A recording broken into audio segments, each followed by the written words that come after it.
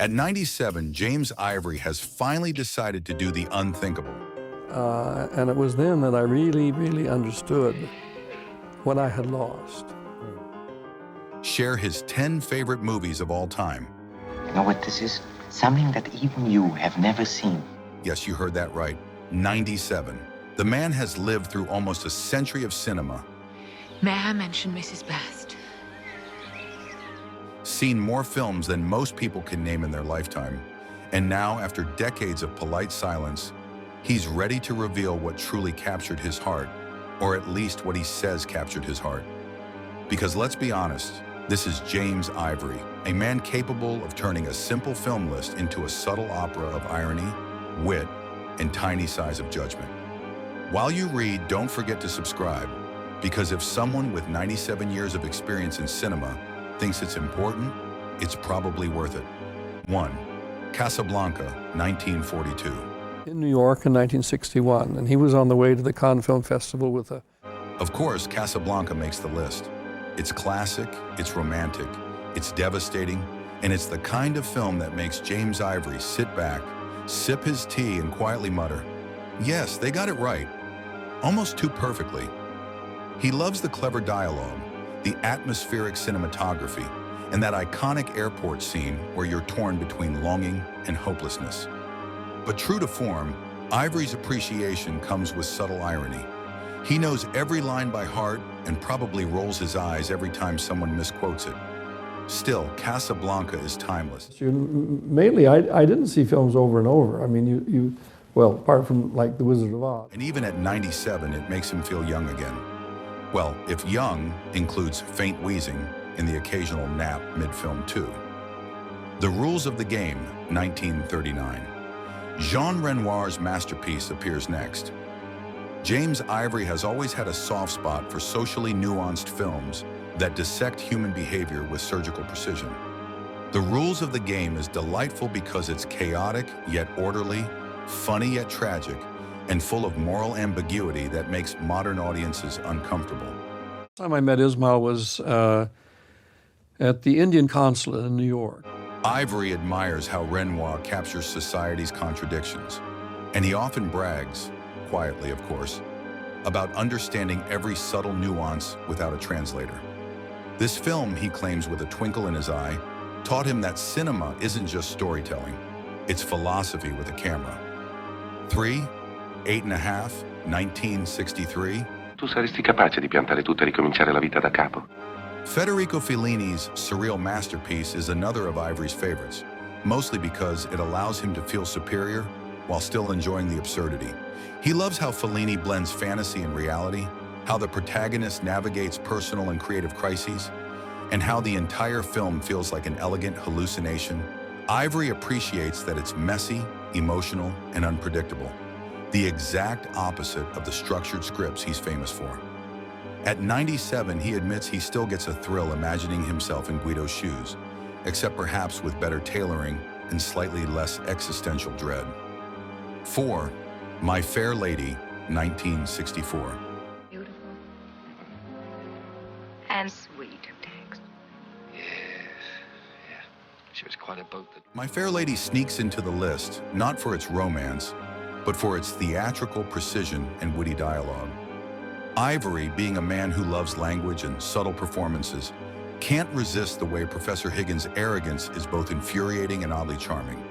He's fascinated by the transformation of Eliza Doolittle and secretly envies the film's ability to turn language itself into entertainment.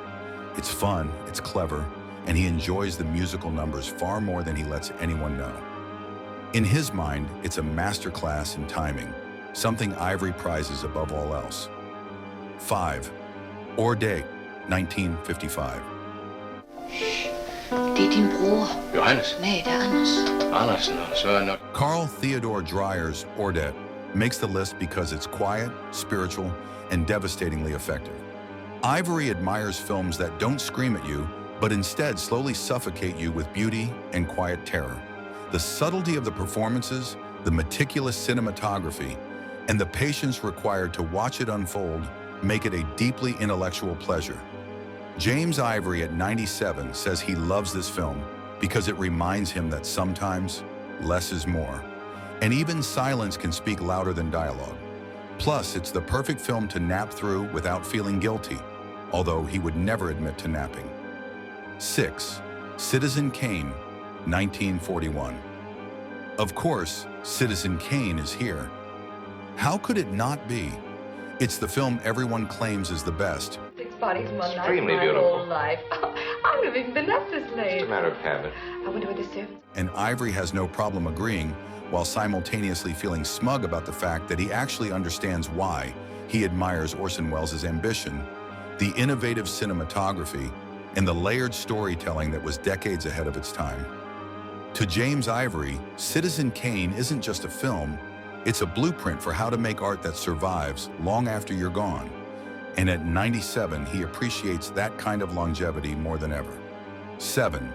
La Dolce Vita, 1960. Fellini strikes again with La Dolce Vita. Ivory adores films that explore decadence,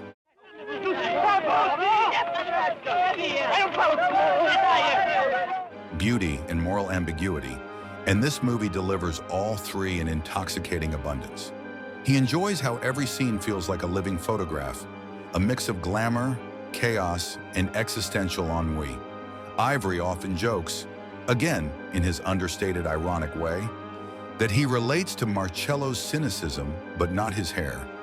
Watching La Dolce Vita reminds him of youth, indulgence, and all the ways cinema can make life both more ridiculous and more profound simultaneously. 8. Tokyo Story, 1953. Yasujiro Ozu's Tokyo Story is here because Ivory has always respected restraint. He admires the patience in the storytelling, the minimalism of the camera work, and the deep, understated emotion that creeps up on you slowly. At 97, Ivory says this film is a reminder that the simplest gestures, a glance, a pause, a sigh, can carry more weight than the most elaborate dialogue. Tokyo Story is the kind of film that makes him feel both nostalgic and slightly melancholic, and he recommends it to anyone who wants their heart quietly twisted without fanfare. 9. The Leopard, 1963. Luchino Visconti's The Leopard finds a spot on the list for its grandeur, subtle social commentary, and elegance. Ivory has always appreciated films where every frame is a painting, every costume tells a story, and every line of dialogue resonates with history. Watching The Leopard, he says, is like attending a royal ball in your mind, complete with all the social machinations, heartbreaks, and quiet triumphs you could imagine. It's decadent, it's intellectual, and it's long. Perfect for someone who has spent nearly a century cultivating patience. 10. Brief Encounter, 1945. Finally, Ivory includes Brief Encounter, a film he describes as heartbreak wrapped in civility. Goodbye. Over there. Thank you, my dear. He loves the restraint of the performances, the emotional tension simmering beneath polite conversation, and the way every glance, every pause, and every word seems loaded with consequence. It's subtle, intelligent, and devastatingly effective. Qualities James Ivory has always prized in storytelling.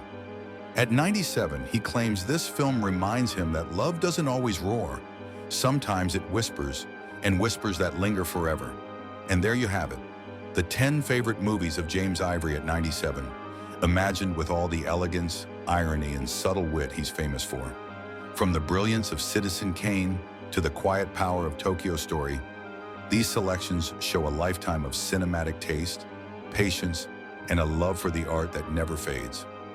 Even at 97, Ivory proves that it's possible to admire, critique, and adore films all at once, quietly teaching us that cinema is both a mirror and a time machine.